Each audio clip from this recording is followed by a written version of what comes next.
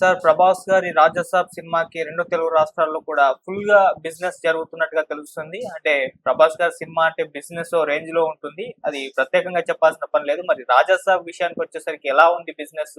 మరి ఏ స్థాయిలో ఎంత టార్గెట్‌తో బరిలోకి దిగుతుంది? ఏ స్థాయిలో వసూలు రాబట్టే అవకాశం ఉంది సార్? ఇక్కడ మనం అనుకోకుండా చెప్పాం.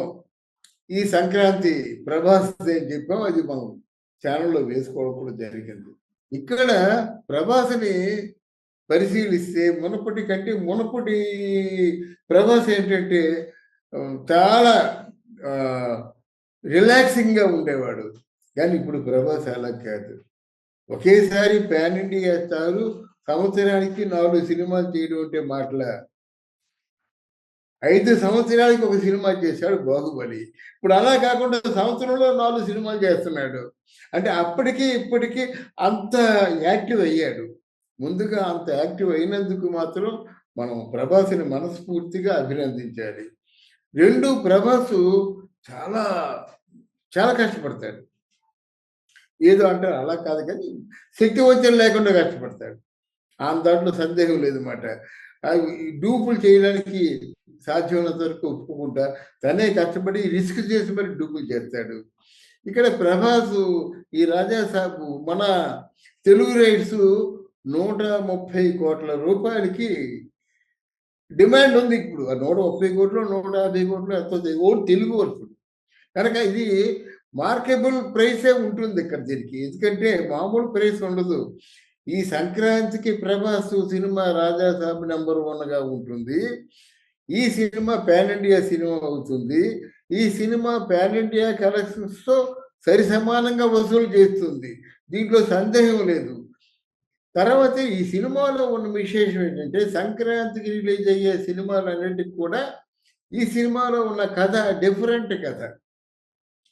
అందులో థ్రిల్లింగ్ ఉంది, హారర్ ఉంది, రొమాన్స్ ఉంది. అంటే ఏమిటి ఒక విభిన్నమైన కథా రూపాన్ని చూడడానికి ఎప్పుడూ ప్రేక్షకులు ముఖ్యంగా యూత్ అలవాటు పడతారు. దాన్ని రేపు వచ్చినటువంటి సంక్రాంతిలో ఎక్కువగా విరివిగా అంటే ప్రభాస్ ఫ్యాన్స్ ఐ ఫీస్ట్‌గా ఫీల్ అయ్యే సినిమా మాత్రం డెఫినెట్‌గా 'రాజా సాబ్' మాట. అలాగే బయట చుట్టాలు పక్కాలు వచ్చి ఆ పండుగ పాపానికి సినిమాకి వెళ్ళినట్టయితే ఏ సినిమా బాగుందంటే ముందు 'రాజా సాబే' బాగుంటుంది అంటారనమాట.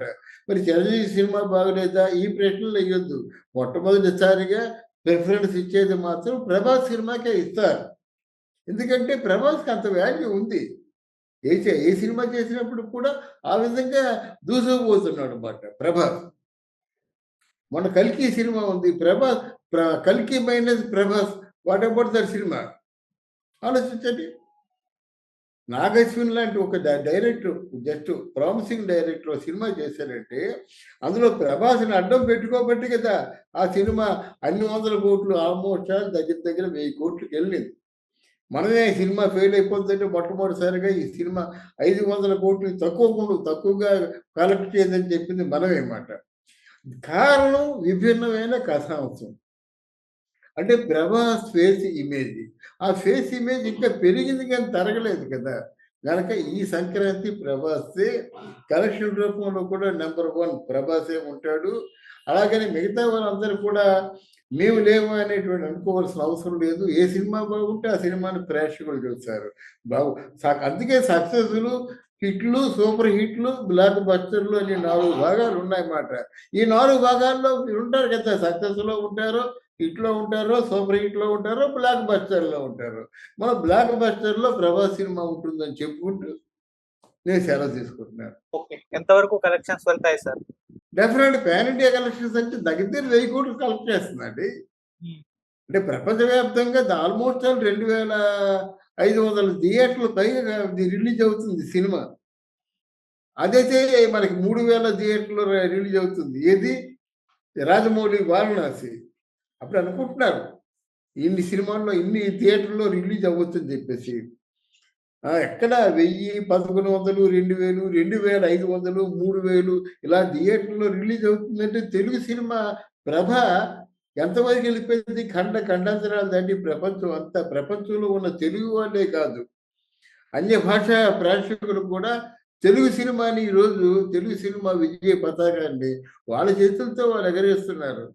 తెలుగు సినిమా పాటకేమో దక్షిణాఫ్రికా వాళ్ళు డ్యాన్స్ చేస్తున్నారు. జపాన్‌లో వాళ్ళు కొంతమంది పండుగ చేసుకుంటున్నారు. కెనడాలో పండుగలు చేసుకుంటున్నారు. అబుదాబిలో పండుగలు చేసుకుంటున్నారు.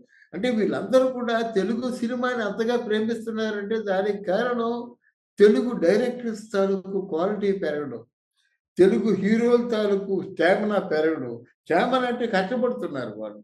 కష్టపడుతున్నారు, సుఖపడుతున్నారు. గనక తెలుగు సినిమా ప్రభావం ఉన్నందుకు, ఆ తెలుగు సినిమా పరిశ్రమలో మనం ఉన్నందుకు గర్వపడుతూ నేను సెలవు తీసుకుంటాను. Thank you so much.